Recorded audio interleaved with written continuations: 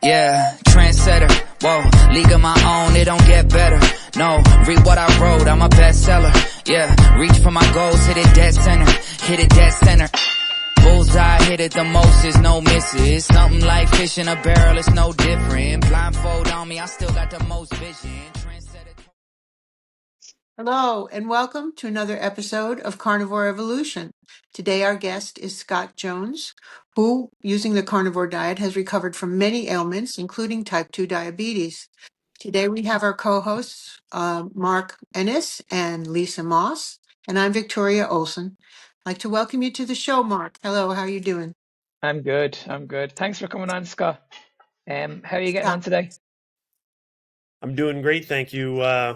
Moving through this carnivore journey of learning and sharing has just been an amazing experience, and really thankful for being a part of this community. And yeah, I've discovered my people for sure. Well, we're looking forward to hearing your story. So let's hear it. How did you get into carnivore? Well, I guess it started back with my diagnosis in December of 2021. I was diagnosed with type 2 diabetes. At the time, I was flirting with morbid obesity. I had severe debilitating joint pain, suffered with migraine headaches, all kinds of things going wrong at the time. And so when I got my diagnosis from my doctor, when she called, I always like to repeat this because she asked if I was sitting down, and I really, the first thought that I had was that she was going to tell me that I had cancer. So thankfully, that was not the diagnosis, but the diagnosis to me was still devastating. I felt like I had broken my body and didn't really know how to respond. Her instructions were for me to get to my pharmacist immediately for my insulin and metformin and a blood glucose monitor. And she told me to get there that same day. She was worried for my well-being. And I couldn't bring myself to get there on that same day. I came home sobbing to my wife, and so eventually got my composure and made an appointment with the pharmacist the following day. But it was a very difficult time hearing the news. I don't know why it hit me so hard. I knew I was in poor health, but the diagnosis was a bit of a shock. So anyway, me being a researcher, I hopped on YouTube right away just to see what my situation really was. The first search was to find out how long a type 2 diabetic, what their life expectancy would be. And then the next search was to find out if there was anything I could do about it. And luckily I found some videos from someone who I connected with right away, which was Sten Ekberg, who talked about a ketogenic diet. And I'd heard about a ketogenic diet before, and I knew some people that used it for weight loss, but I had no idea what that impact would be on type 2 diabetes. I didn't really understand what diabetes was. I didn't understand what blood glucose was, or many other things about how the body worked. But knowing that it worked for weight loss, and I needed to lose some weight as well, I decided to give that a shot. And I was so upset with food at the time that the first thing I did was a 48-hour fast just from the hip, and realized after that fast that I was starting to feel better already. So I continued to watch Sten Ekberg's videos and follow his nutritional recommendations, along with a little bit of physical movement to get my body going, and things started to improve for me right away in the way I felt. My joint pain started to disappear. My heartburn disappeared. My migraine headaches went away. I was becoming more flexible. Just all kinds of things that I didn't even realize I was suffering with started to improve. And it was often just the lists of other people. When I started joining these communities, people talked about things that were resolving. And it was funny, I was talking to Lisa earlier today, and I was telling her just one more thing that I realized today that I was reflecting on, in that I used to go to lunch when I was uh, at work in an office, and I'd go to lunch and finish my lunch and head back to work, and I'd stop up to a stoplight and realize that I'd fall asleep at the stoplight. And it was just after listening to Jordan Peterson's wife, who described the same type of situation, I realized that I had the same problem. So there are so many different impacts of poor nutrition on our bodies that we just don't realize, and then how quickly and simply things start to resolve when we fix our nutrition. 100%. And what was the information you got before you got into Carnivore? Like, what were the doctor's advice? Like, who was trying to help you? My doctor, yeah, my doctor before that actually had me on high blood pressure medication and on statin drugs, all of which I've since eliminated from my diet. When it came to my weight management, they were just suggesting that I meet with a dietitian, which I never really did. There was a time in the past when we'd actually adopted a plant-based way of eating and wound up falling hard off that way of eating and just wound up more sick than we ever were. And I guess that's probably what led me down the road to eventually getting diabetes and having all these other issues. It's amazing, isn't it? Because these people, you're absolutely convinced they have your best interests when it comes to your health, and we were all led down that line as well. The doctors, the nutritionists, the dietitians, when we were struggling, okay, who did we look towards? And I was in that boat myself. The doctors, the night, but like, it's absolutely incredible how much misinformation is out there at the moment. It really is. Yeah, It's actually quite scary. that was one of the disappointing things that I experienced. I was excited to connect with the diabetic clinic to get their advice to figure out how I was going to manage my situation, and that's really the only advice I was ever offered from the medical community was that this would be a lifelong situation that I could only manage the best way possible with medication, dealing with the dietitian, and with that information, move forward. So through my journey of learning on my own and the meetings I had with the dietitian, she's giving me advice that I didn't agree with, and it was only through kind of being, quiet, agreeing in the conversations, but knowing that that wasn't the path that I was going to follow, that I had found a better solution that I already knew was going to serve me better. Knowing, especially with a continuous glucose monitor, Mm, it's so easy to see how the food that we eat impacts our blood glucose. And yeah. when I finally came to understand that those glucose spikes are damaging to cells in themselves, and Mm, understanding the importance of making sure that we don't spike our glucose, and even when it came to a whole food diet, in the beginning I was eating all kinds of vegetables, and one of the little tests that I did was just to eat some fresh beets out of the garden. And you would think that I had drank a sugary drink. The beets spiked my blood glucose more than a glass of Pepsi or Coke would have done. mm. So I realized right away then that it was going to be important during my ketogenic days to eat low glycemic vegetables only. And can I And just ask sorry for interrupting. Can I just ask a quick question with the complex carbohydrates, sweet potatoes, rice, all the healthy carbohydrates that we're told? Did you get the similar spikes, or were they actually lower? well, not as bad as with the beets, but I can certainly see when I eat potato and rice that it is a significant spike. Mm, And in those days when I was first getting started, I was hearing about doctors like Paul Saladino, who was eating a carnivore diet, and I thought, there's no way I could ever get there. and it just seemed to be a natural progression for me. I don't know if it was the simplicity of eating a carnivore diet, Hmm.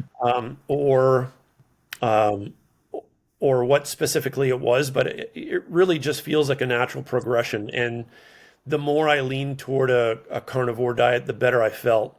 And I don't want to suggest that I'm a perfect carnivore. I still drink coffee and I still eat onions occasionally, and I recognize that those are still going to the onions are still going to give me a little bump in my glucose, but those are things I'm willing to accept, knowing that I've really eliminated 98% of the nutrition and other lifestyle changes that I've made have really made a significant change in my life. So Scott, when you were first diagnosed with type 2 diabetes, did they recommend that you go on the Canadian Diabetes Association website and have a look at all the information, all the recipes on there? Because we all know if you look on that website, pretty much it's all just carbohydrates.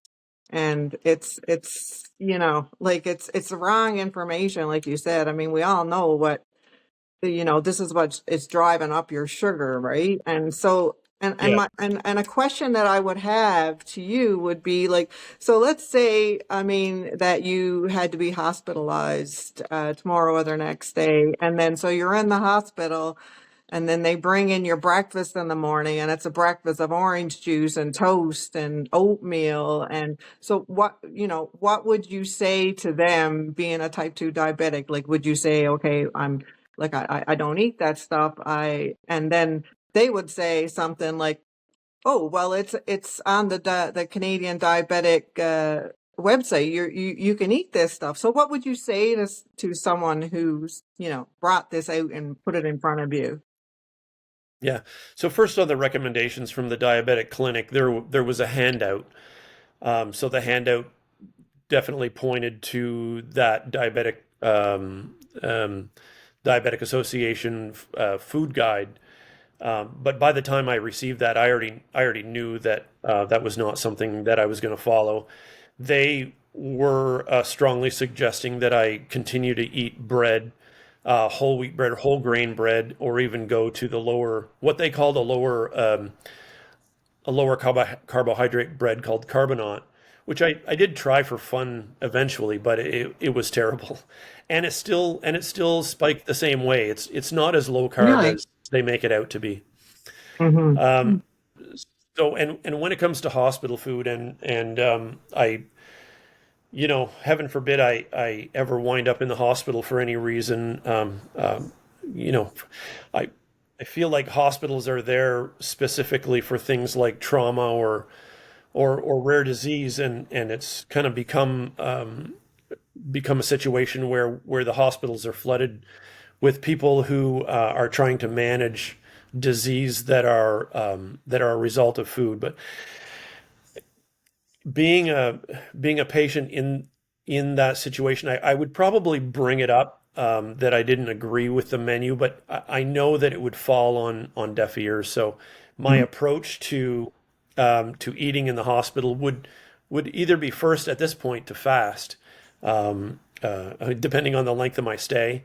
I could certainly manage a 48 to a 72-hour fast. Yeah. Otherwise, my wife would be bringing food in for me, which would be kind of hilarious because I would make sure that she brought me a tomahawk steak. Yeah. And a boy. That's great.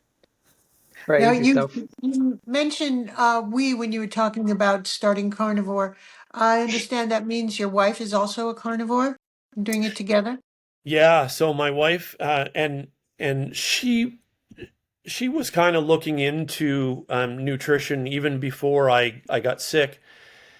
And she's got some specific problems of her own. Her issues are digestive, and she wound up with early on with IBS, and then eventually developed diverticulitis, which was quite troubling. Many hospital visits and lots of terrible advice from from our medical community who suggested that she consume more fiber, which just led to more infections, more pain, more antibiotics. And then eventually, after doing research, as I did, discovered that maybe she was being misled. And so she decided to try the same approach as me. And she was actually scheduled for surgery and came within 2 weeks of being cut, Wow. and had told herself, if I can go for a full year without an infection, I'm going to cancel my surgery. And that was within 2 weeks that she was able to cancel her surgery, and she hasn't had an infection now for over 2 years. Wow, Amazing. that's insane, isn't it? Wonderful. Yeah. Crazy, So Wonderful. crazy. I'm convinced that this way of eating, and we look at our way of eating, and we describe it as a low glycemic whole food way of eating. The spectrum to me that starts from dirty keto all the way to the lion diet, and people find their place in that spectrum. And for me, it's mostly carnivore with a little bit of onions and coffee. And for her, it's even more strict, where she focuses on eating ruminant animals, and she drinks coffee too. We find coffee is beneficial for us. Yeah, because this is what we're seeing at the moment, especially with people's health problems. That you see all these experts are all convincing us that we're all fiber deficient. We're not eating enough fiber. This is the reason why we're all struggling with our health. And then you have someone like yourself, Scott, that's coming out and saying, "Well, my wife is doing this, but then she had to go on this medication for her digestive issues. She was getting these flare-ups in her guts, and it's like it's one problem after another. It's just like how much medication do you want?" It's like, why can't we not just look at this problem without medication? Why does it Yeah. have to be pushed towards medication all the time? It really surprises me how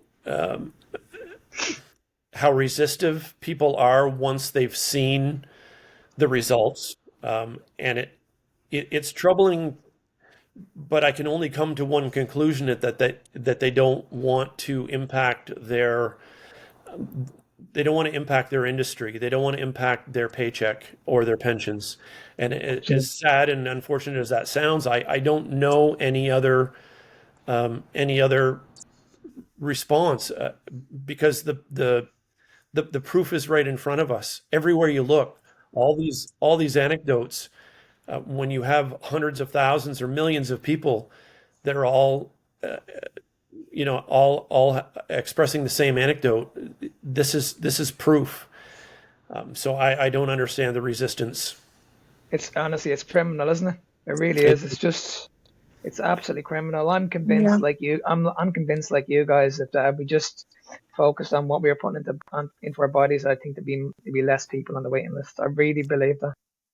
Yeah. Well, it's difficult for people when they're addicted to food, and that's an intentional purpose of the food industry, big food, if we want to call it that. They Hmm. put ingredients in there that are addicting, and certainly sugar is addicting.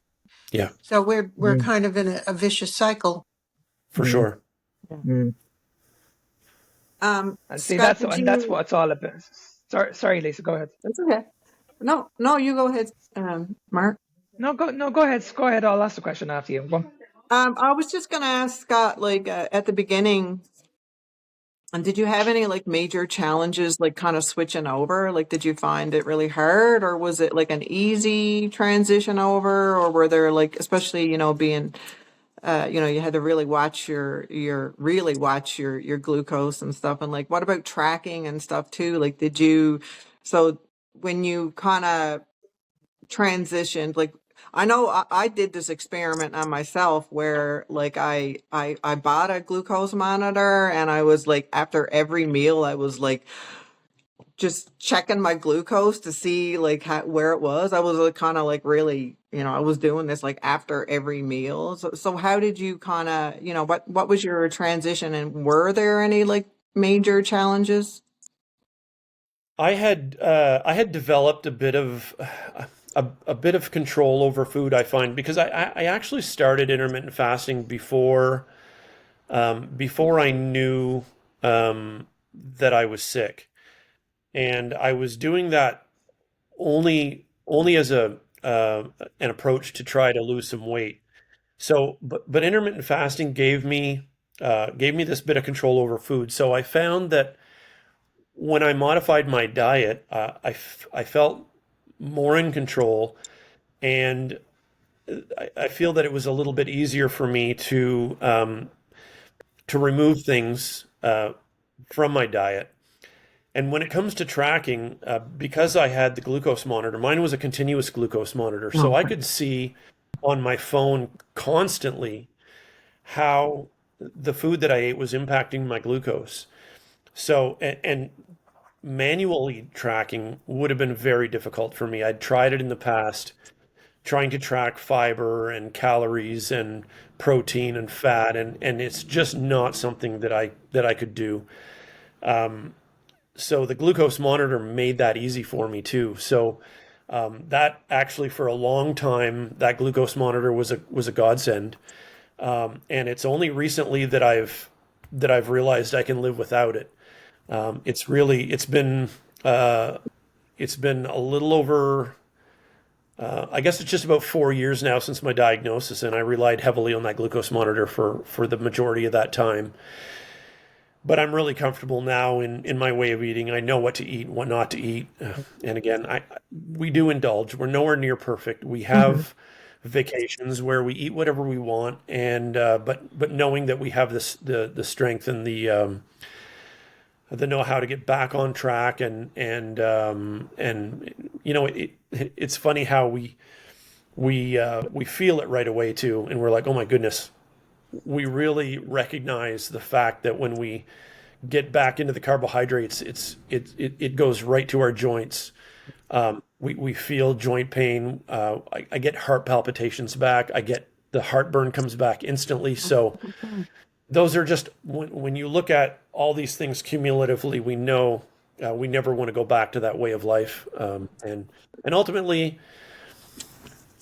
continuing this way with this way of nutrition, we know that we're going to have our best chance at longevity and functional longevity, and that's what we're looking for now is a long, healthy, functional life.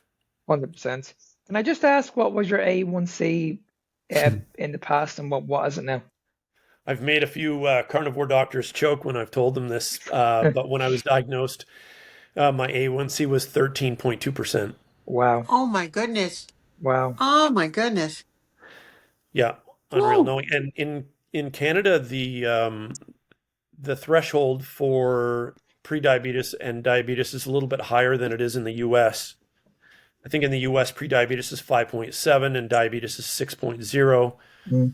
And then in Canada, prediabetes starts at 6.0 and diabetes at 6.4. So I was double the diabetic range for A1C. In Wow. fact, I may have encountered one or two people through my healing journey that had an A1C that high. But there was also some concern that I would have had some pancreatic damage, and that I may not be producing insulin. But Can I just ask a quick question? When they saw that reading, did they give you a phone call? Were they panicking? oh Were yeah, they that, scared? What were they what were they saying? What was the information? yeah, that was when the doctor called me and insisted that I get to the pharmacy right away to get my medication. She didn't want me to wait till the next day. She said, "You get there today. I've already called the pharmacist. I've set up an appointment for you. I've checked all the medications are covered by your insurance to make sure you can get started today." So, yeah, she was What quite concerned. what were they giving you? What did they prescribe for you at So that it high was level? insulin. Insulin and metformin were the two medications. She Hmm. started me on 12, 12 units of insulin, Wow. increased by 2 units every 2 days until my fasting glucose came down to the Canadian value was 7. So that's the Mhm. other thing. My fasting blood glucose, when I got my blood work done in Canadian values, was 22 and a half. And the top of the range, the top of the healthy range is 5.5. Mm. So, so I continued with that approach until my fasting glucose came down to 7. And that combined with my way of eating I started to have to back off the insulin until I was down to 6 units a day. And at that point, I called my doctor back and I said, look, I'm down to 6 units a day. And my my fasting glucose is continuing to fall, and I was down in the 4 range. So she laughed and she said, if you're taking 6 units a day of insulin, you don't need insulin anymore. So I think she was pretty excited to hear that, although not too excited to hear how I had achieved it. But in any case, at that point, the same thing happened with my blood pressure, which had fallen to around 95/60. I was on 3 medications at the time, Wow. and she said, just stop the medication. So, yeah, that's how it went. So, Scott, how long did it take for you to actually reverse all of that? Like for your So diabetes? I was off of the insulin in 60 days, and I had completely reversed type 2 diabetes to the point where I was no longer even pre-diabetic in 92 days. Wow. Wow. Incredible. That's fantastic. And Hey, Incredible. over the course of about 12 months, I'd lost about 70 pounds.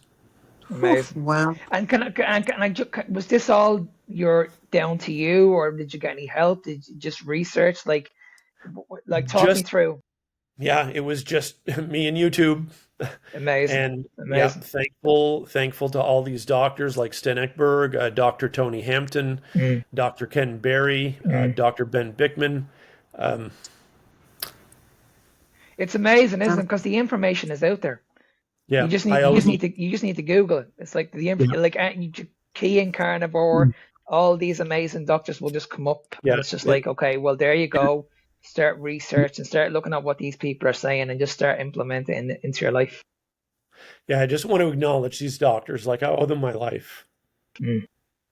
I know, it's incredible. It really is. Yeah, Wow. I You're so lucky. can clearly see in the way you're speaking. It's just it's so much more than a diet, isn't it?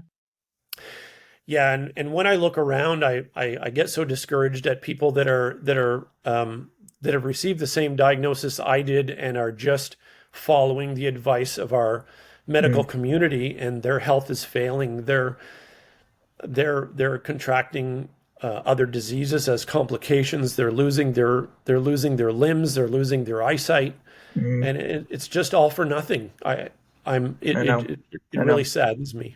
And we've all had that conversation. Like I know I've had that conversation with my own parents. You're trying to help them, you're trying to give them the information, and it's really, really hard when they just completely ignore you.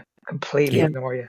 And you know that they have more life in them. They could be here for another 20, 25 years just doing this. I'm absolutely convinced. And it just scares me. It really, really scares me that I could lose these people in the next 6 months to a year. And I'm looking at it and I'm like, okay, this will be the biggest regret that I didn't try harder. But sometimes trying harder it pushes people further away. I know. Yeah. I got extremely lucky in that my mother, who was a registered nurse her whole life, and would have been had the same perspective on nutrition as the medical community. And I'm so happy that she witnessed my healing and believed in it.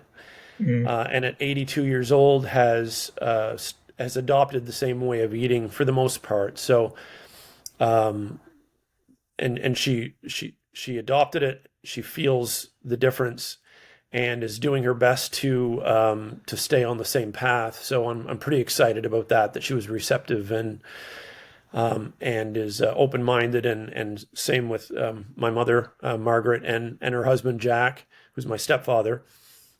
Also recognizes the power of nutrition, and yeah, so they're both embracing this and realizing that they can extend their lives as well. And I see you're making a difference in the Facebook group as well. Wow. You're one of the lucky ones, Scott. Absolutely true. Well, the great thing is that we've got this community, and we're growing and learning, and it's thanks to people like you that have these podcasts, and Dr. Tony Hampton's podcast, and and Dave Mack. These people are spreading the word. Dave Mack's, done thousands of interviews now, and Ken Berry's got over 1 million followers. So the word is getting out, and I think it's not spreading as fast as it could, but as long as we're relentless and we keep sharing the truth, people are going to become desperate to turn their health around, and it's like I like to tell people, I'm like, you look at your situation at this point. What have you got to lose? Just give me 30 days. Yeah. 30 days on carnivore is not going to kill you. You've been abusing your body for 30 or 40 years. Yeah, true. This is not going to hurt you. And then after 30 days, they feel better. And then they'll give you another 30 days and another 30 days. And then it'll become a way of life, because they'll realize. Then they get the message. See, that's the problem, isn't it? You're trying to convince the people, just give it a go. Yeah. But people are so addicted to the carbohydrates, they just cannot give them up. And they won't They stop. just cannot give them up. That's the problem. And then when they do give them up, they're absolutely convinced, okay, I've done that. Now I can't give up the vegetables. I can't give up the fruits. Yeah. And it's like, it's Little by hard. little, they get there. Little by little. But it's like, if you do it for a week or two and you're seeing amazing benefits, then why would you stop? Why don't you just keep going? And I encourage people, like, continue with your seeing your family doctor for follow-ups. Continue to get your blood work done. If you don't believe this, if you think it's going to hurt you, go get your blood work done. If you're worried about inflammation, get your C-reactive protein done. We've seen that. We've been for blood work before this way of eating, and we've seen how inflamed we were based on the blood work. And then we compare it to now, and we see the proof that this way of eating is not inflammatory, and in fact, it will reverse that inflammation. Well, Lisa's a perfect example. Lisa's gone for a CAC scan now in the last 2 years. Yes. She's been on carnivore for so many years. She's proved it twice that the real cause of inflammation is not a high saturated fat diet. Right, and that's not what's causing heart disease. Lisa has proved it twice. And my the CAC LDL scores are cholesterol 0 is Sorry. yeah, that the thing about LDL cholesterol that I've come to realize is that when you combine it with other things, then yes, it's of concern. But when LDL is high on its own, it's of no concern. You have low triglycerides. Your blood glucose is being well managed. Your blood pressure is normal. And your CAC score is 0. There's no reason for a statin drug. Yeah, see, the problem with cholesterol is it's not the actual cholesterol; it's what you mix. It's what you mix with cholesterol is what the problem is. The analogy. So when you sugar, and sorry. you mix it. sorry, Scott. Sorry, Scott. Go ahead. Just the analogy that I really like about LDL cholesterol is the fact that it's the it's like insulin, right? It's the firemen that come to put out the fire. It's like when you have a glucose spike, the insulin comes to control that glucose and drive it into the cells. But if you overload yourself with that glucose, that eventually the fire department gets tired of putting out that fire, and that's what leads to insulin resistance. Yeah. Understanding all these concepts Conventional changes. medicine is We look so at health. sold on that. They really are sold on the cholesterol model, and it's so hard to get past that, like they are with the diabetes. My husband is seeing a cardiologist who's been fighting with him to take statins now for a couple of years, and finally she's referred him to a carnivore cardiologist, and she's happy to see him go because he's non-compliant, because she's stuck in the cholesterol model, and his cholesterol is not that high; it's just a little over 200. It's like 212. That's no big deal. Right. Yeah. Yeah. See, what we should be testing for is not high cholesterol; it's blood sugar. Yes. That's what we should be focusing on: the blood sugar, the insulin, blood sugar and insulin levels. That's what we should be focusing on. When you go to your doctor and he says, "Okay, your cholesterol is high," you should be going back to him. Okay, why is my cholesterol high?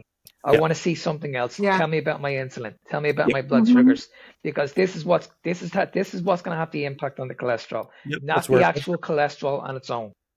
Yeah, and now I understand that 80% or more of all disease starts there, and it Hmm. doesn't matter what disease, uh, you know, Yeah. diabetes or digestive issues, bowel disease, cancer. It all Cancer. Yeah. starts with glucose and insulin.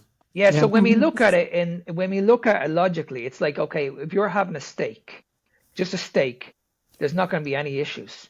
But if you have that steak with, say, chips or baked potatoes or Yep. a glass of alcohol, or the list goes on, or you have a dessert after it, there's the problem right there. It's like, what are you having with these meats? And Right. if you are having a steak, are you having fat on it, or is it just a lean piece of steak? Yep. Well, So yeah. there's So many questions. that's the other realization is high fat and high carb combined is dangerous. But if we get rid of the carbohydrates, then we're back to a whole food, natural, Hmm. ancestral way of eating. Yeah, I think that is the answer. I wanted to ask you, I understand that both you and Lisa are studying to become health coaches and doing so under Dr. Ken Berry. Yeah, I wasn't gonna mention that because I wasn't sure if it was a secret. Here in my local Oh, community, we're not sharing that at the moment. That's I'm okay. sorry. We Here it's can cut fine. this out if you I'm like. okay with it. No, You are? no, no, it's Okay. fine. I share it with a select few people, but yeah, no, don't worry about that at all. All right. Yeah, we're on that journey together. Lisa and I, the Canadian. I think there's a few more Canadians in the program, but yeah, we're pretty excited to have joined that course. And now, what I'm really excited about is the credibility that it's going to bring to my approach with coaching, and really discovering a new path for myself in that now I can actually serve people and help people heal. I've been doing a little bit of that over time. We've got about a dozen people that have followed us and actually reverse some issues like fatty liver and diabetes and made some great strides with weight management as well. But there's still a lot of people that are skeptical. So having this course under our belts is really going to give us the credibility that we need and more knowledge. I can't wait to learn everything that they're going to teach us in that coaching course. Yeah. Can I just ask, what does a day look like eating wise for you, Scott? What you doing? Are you doing 1 meal a day, 2 meal a day? Yeah, I'm OMAD. So again, that was something else that I learned from Stenekberg was, 1 meal a day is great. I've heard some other people suggest that maybe not all the time. So I decided to mix it up a little bit. And on the weekends, I'll eat 2 meals. Monday to Friday, I'll eat 1 meal, and I try to focus on carnivore. If I had my way, I'd eat a rib steak every day, but Mm. we do like to mix it up a little bit with. I bought a smoker just to get some variety in the way I prepare meat. So I love to do a brisket on the smoker or some beef or pork ribs, pork belly, roasts. Even when I get a tomahawk, I'll throw it on the smoker for an hour before I put it on the barbecue and then reverse sear it. Mm. We love lobster. We live on the east coast of Canada where Wow. fresh lobster is plentiful. So we eat lots of Great. lots of seafood, lobster, shrimp, clams, halibut, cod. We love all kinds of seafood. So we get some variety, but yeah, 1 meal a day, and we try to incorporate, or at least I try to incorporate, one 48-hour fast in my week once a week. Mm. I've yet to get a 72-hour fast under my belt, but hopefully that's in the near future. Do you think it's achievable doing a 72-hour fast eating this way? Say that again, sorry. Do you think it's very easy to achieve a 72-hour fast eating this way? I it's our best chance to get Mm. there. Mm. Um, really we have to become fat adapted and Yeah, get those carbohydrates out of our diet. Because yeah, if you're relying on carbs for fuel and then you cut the fuel, you're not going to make it. So exactly. I Yeah. remember those days. I remember those days of skipping a meal when I was a carb Mm. addict, and getting the shakes and getting lightheaded and getting Mm. weak and having to go sit down or lay down. What Mm. a miserable feeling that was. And I really don't miss those days. And now, But this, but this is where it comes down to the carbohydrate model. everybody's convinced that you need carbohydrate because they're your main primary energy source, but Right. you've just proved it right there Yeah. that they run out very, very quickly. Whereas Yeah. when you're fat adapted, you can tap into your own body fat and you can go for another couple of hours, like a Yeah. long, long time. And carbohydrates being dirty fuel that our brain doesn't necessarily like creates the brain fog and poor memory. And running on ketones, I'll tell you, the brain fog lifts. My memory is improved. Energy, clarity of mind. There's just no comparing. It's really hard to describe to a carb addict the difference in how we function. Can I just also, you mentioned earlier on that you reversed other conditions. I know you reversed the type 2 diabetes. Was there anything else that was in the pipeline or you struggled with? I always forget to bring my list. But migraine headaches was one. I'd get 2 or 3 migraine headaches a year, and I don't know if you've ever had a migraine headache, but it is a nightmare. Nausea, vomiting, excruciating pain. I would go to the ER when I got a migraine headache. It was that bad. So the fact that they've disappeared is incredible. The acid reflux or the heartburn that I had daily since I was 20 years old, eating the Costco-sized tubs of Tums. I would eat 2 or 3 or 4 of those a day at least. On my bedside table, I'd be popping Tums. I'd wake up with excruciating pain, and I had to eat those Tums, and it's just gone. Like it just disappeared. Like, Wow. each of these things alone would be enough reason for me to go on carnivore. The excruciating joint pain. I told my wife, I said, we're going to have to sell this house. I can't get up the stairs to go to bed at night anymore. We're going to have to buy a house that doesn't have an upstairs so I can just get to bed at night. The joint pain is all gone. Both of my knees were shot, my shoulder, my elbows. I looked like an 80-year-old man moving around this house. And now I take the stairs 2 at a time to go to bed. Amazing. What else? Wonderful. My oral health, my gums stop bleeding. ED. The one that people often, the one that people sort of cringe when I bring up, but erectile dysfunction. I thought that part of my life was over, and it's back with a vengeance. So Well, it's such a problem for a lot of men, right? And they don't realize that it it's, is. it's And connected people to don't know. your diet. Yeah, And the way I see it is, Scott, you shouldn't be embarrassed to speak about this because a lot of men need to hear this. Yes, they need to hear it. and a They lot of do. people don't know. Yeah, that they associate it with mental health, and I'm sure in some cases it is, but I'm sure in 80% of the situations it's not. It's your diet. It's all just linked to your way of eating, and it can be resolved. And are you off all the medication at the moment? Are you taking any medication at the moment at all? Yeah, and even when we started this journey, we dealt with some different people, some different naturopaths and coaches that were all suggesting that we take a bunch of supplements, and even since it's probably been, I want to say almost a year, we just stopped all the supplements too. We feel fine. Our blood work is good. Good. We don't need it. Well, I'd like to ask you, Scott, if up till now, with your personal experience, how would you advise someone to start carnivore? Or would you? It's I don't know if I would suggest carnivore right away, just because when I reflect on how I started, I thought carnivore was crazy. I think bringing up the word keto is a buzzword that means a lot of different things to a lot of different people, and you can go through the grocery store and see keto snacks and keto processed items that I don't think that really should be allowed to use the word.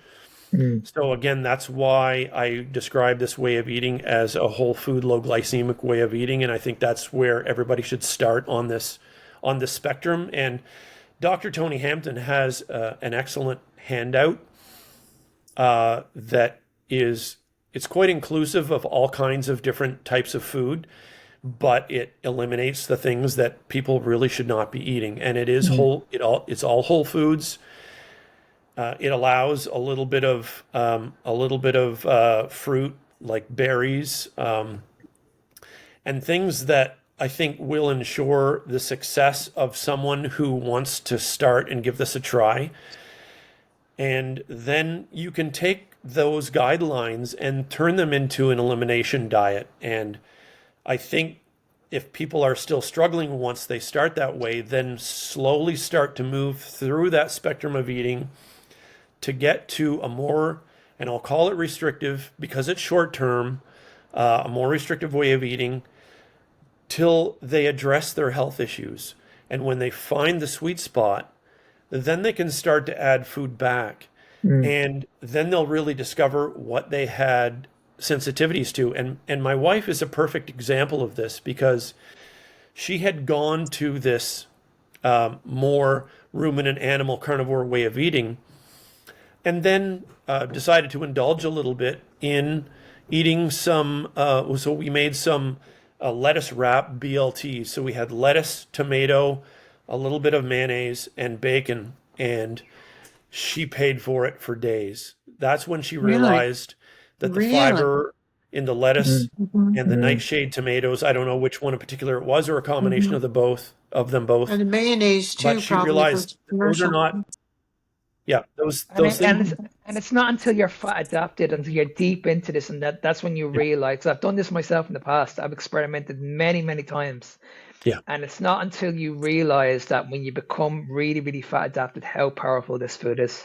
right. That's your body becomes more sensitive, and sometimes I describe it to people like people who drink alcohol. I say, do you remember when you started drinking? Say you had a glass of wine or a couple of beer, you would really feel that. And Mm. as we move through life, we drink more and more, and it takes more and more alcohol to feel the impact of it.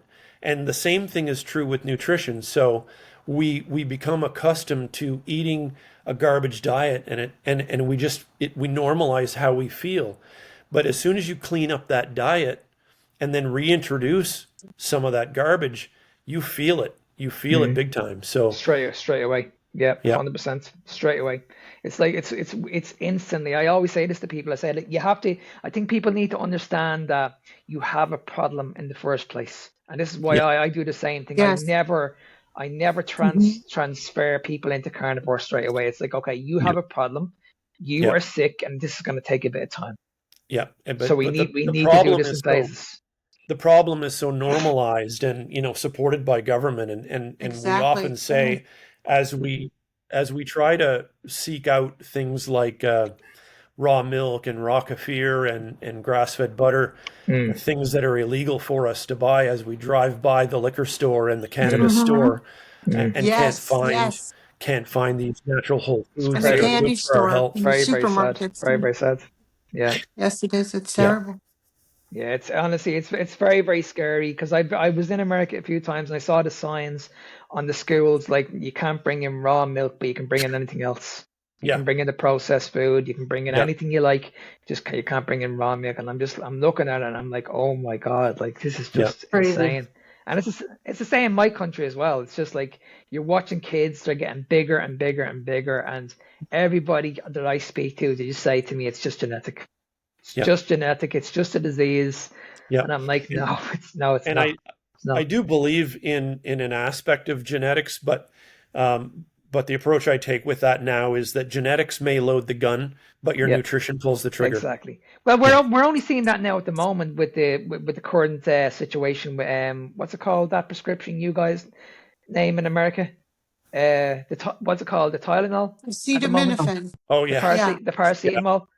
Yeah, Yeah. yeah, Mhm. I've listened to a guy on YouTube at the moment, and he makes a very good point that were if you were like an alcoholic or you ate a lot of processed food or you ate a lot of crap, this could have had an effect on the child when the child comes into the world, Sure. and right. Of it course. makes perfect sense.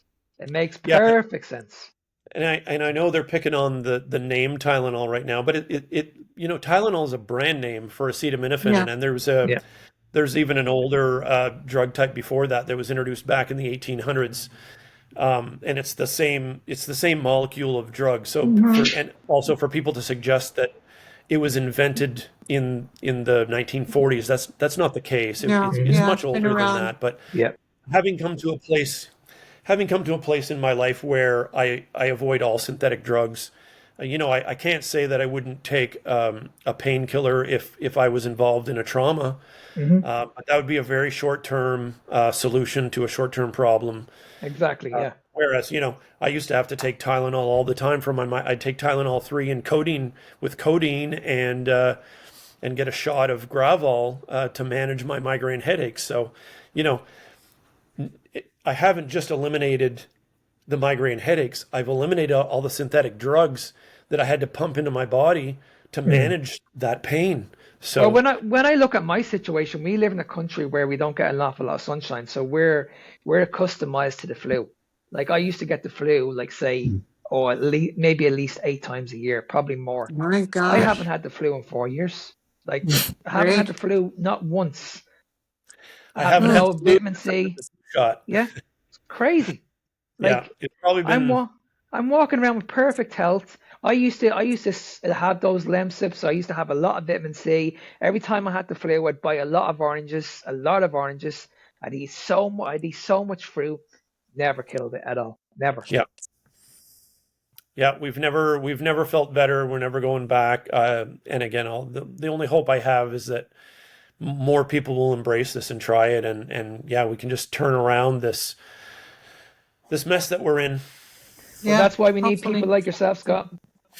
Well, and like you, Yes. like again, I was mentioning earlier, I really appreciate the people who are running these podcasts, like yourselves, like Dave Mack, Ken Berry, Dr. Tony Hampton. Like these people are incredible, and the scientists behind the work that make sure that we're doing the right thing, that we're not hurting people with our crazy ideas. So we've got like Ben Bickman, who's doing the research in his lab to make sure Yeah. that we're doing the right things.